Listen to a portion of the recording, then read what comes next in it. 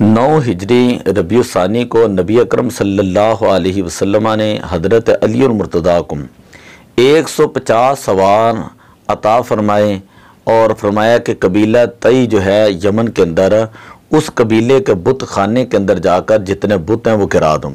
मुसलमान जब वहाँ पर पहुँचे और इन्होंने शहर फलस फतह किया, और जिस तरह के मुसलमानों का एक तरीक़ाकार था कि दूसरों को माल गनीमत उनका हासिल किया, और कुफ़ार जो थे उनकी औरतों को भी यरगमाल बनाया, कैदी बनाया।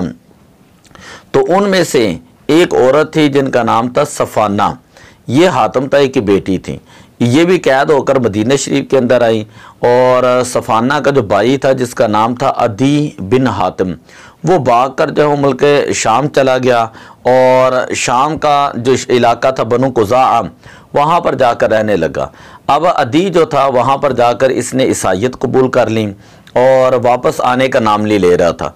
नबी अकरम सल्लल्लाहु अलैहि वसल्लम की बारगाह में जब हातिम ताई की बेटी सफ़ाना को पेश किया गया, हुज़ूर अलैहिस्सलातु वस्सलाम ने देखा कि जब उनके सर के ऊपर चादर नहीं है कोई और उनका सर नंगा है, तो अल्लामा इकबाल ने उस मंजर को बयान अपने शेर के अंदर किया है कि दुख तरक राचू नबी बेपर्दा दीद, कि जब हातिम ताई की बेटी को हुजूर अलैहिस्सलाम ने बेपर्दा देखा, चादर खुद पेशे रुए ऊ कशीन, तो हुजूर अलैहिस्सलाम ने अपनी कमली मुबारक, अपनी मुजम्मल वाली मुद्दस्सिर वाली चादर मुबारक जो है उनकी तरफ की और फरमाया कि बेटा इसके साथ अपना सर ढांप लो। हुजूर अलैहिस्सलाम ने आला करीमाना और खुल्के अजीम का मुजाहरा फरमाया और उनके साथ इंतहाई अच्छा सलूक किया। और हातिम ताई की जो बेटी है वो अपने वालिद के बारे में बताने लगी कि मेरा वालिद इतना इतना सखी था। तो हुजूर अलैहिस्सलातु वस्सलाम ने 2 जुमले फरमाए। पहला जुमला ये फरमाया कि हातिम ताई जो है उसके अंदर मोमिनाना सिफ़ात थी। दूसरा जुमला हुजूर अलैहिस्सलातु वस्सलाम ने यह फरमाया कि हातिम ताई के जिस्म को मिट्टी ने खा लिया है सिवाय उनके दोनों हाथों के, कि जिन हाथों से वो सखी था, सखावत करता था, गरीबों मिस्कीनों यतीमों की मदद करता था, अल्लाह ताला ने उसके दोनों हाथों को महफूज रख लिया। तो जब हातिम ताई की बेटी जो है हुजूर अलैहिस्सलातु वस्सलाम ने उनको आज़ाद किया उनकी दरख्वास्त के ऊपर, तो वो जाने लगी तो अर्ज़ करती है कि मेरे कबीले को लोगों को भी आज़ाद कर दिया जाए। हुजूर अलैहिस्सलातु वस्सलाम ने सखावत का मुजाहरा करते हुए करीमाना अंदाज के अंदर पूरे कबीले को जो है वो रिहा कर दिया। वो सफ़ाना बिनते हातिम ताई जब अपने भाई को जाके मिली, भाई ने पूछा कि उन्होंने कैसा सलूक किया, तो इन्होंने कहा कि उन्होंने नबी पाक सल्लल्लाहु अलैहि वसल्लम ने और मुजाहिदीन ने हमारे साथ अच्छा सलूक किया, तो तुम्हें भी जाकर हुजूर अलैहिस्सलाम से मिलना चाहिए।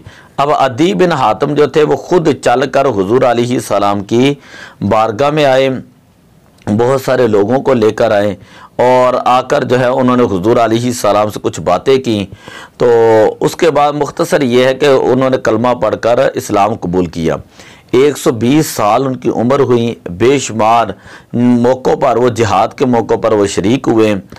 और इसी तरह बुखारी और मुस्लिम के अंदर बेशुमार अहादीस हैं जो अदी बिन हातिम से जो है जिनके रावी हैं, उन अहादीस के रावी ही अदी बिन हातिम हैं कि इन्होंने इस्लाम कबूल किया और बाद में इस्लाम की उन्होंने खिदमत की। इनकी जो हमशीरा पहले इस्लाम कबूल कर चुकी थी उनके बारे में भी रिवायात के अंदर आता है अस्सलामत व हसुना इस्लाम, इस्लाम उन्होंने कबूल किया और अच्छे तरीके के साथ फिर वो इस्लाम के ऊपर ही कारबंद रहीं। तो ये शाबान 10 हिजरी को अदी बिन हातिम जो है ये मुसलमान हुआ था और फिर इसने अपने पूरे कबीले को जो है वो मुसलमान किया हुजूर अलैहिस्सलाम के हाथों पर। तो इससे पता चला कि अदी बिन हातिम जो है ये सहाबी रसूल है। ये क्या है? सहाबी रसूल। इनकी हमशीरा जो है वो भी सहाबिया बनी। तो दुआ है कि अल्लाह ताला जो है हमें सहाबे कराम